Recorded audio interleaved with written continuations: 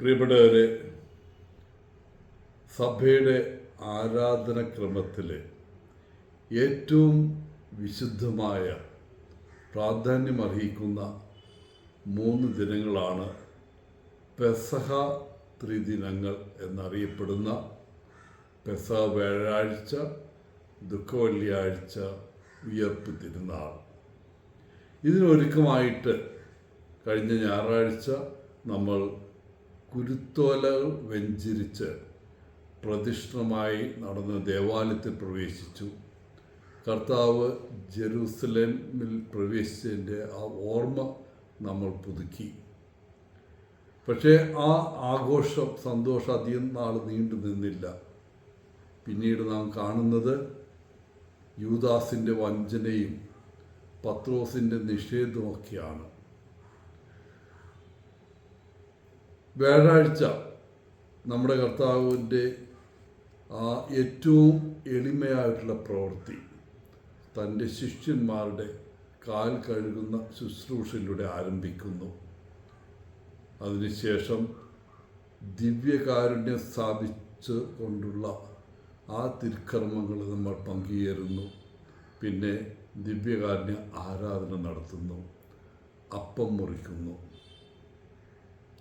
പിറ്റേ ദിവസം നമ്മുടെ കർത്താവ് പീഡകൾ അനുഭവിച്ച് കുരിശുമരണം മരിച്ചതിൻ്റെ ഓർമ്മയാണ്.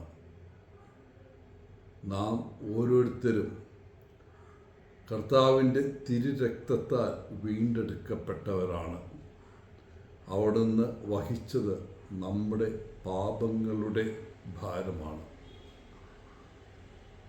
എന്നാൽ മരിച്ചടക്കം ചെയ്യപ്പെട്ട ക്രിസ്തുനാഥൻ്റെ അന്ത്യമായിരുന്നില്ല അത്. അവിടുന്ന് 3-ാം നാൾ ഉയർത്തെഴുന്നേറ്റു. നമ്മൾ പെസഹ ജാഗരം കൊണ്ടാടുന്നു. പുത്തൻ തിരി ആശീർവദിച്ചുകൊണ്ട് വലിയ ശനിയാഴ്ച രാത്രിയിൽ തിരുക്കർമ്മങ്ങൾ ആരംഭിക്കുന്നു.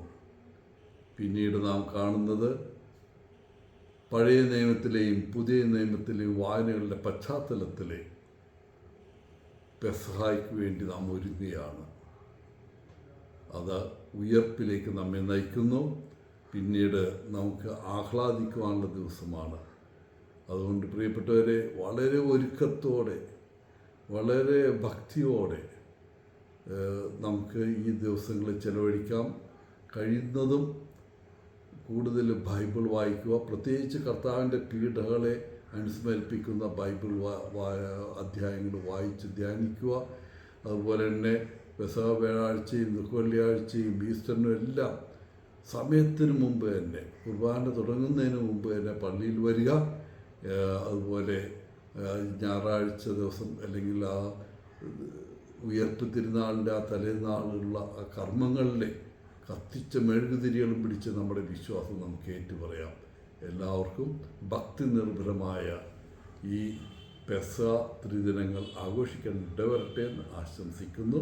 സ്നേഹപൂർവ്വം, പോളച്ചൻ.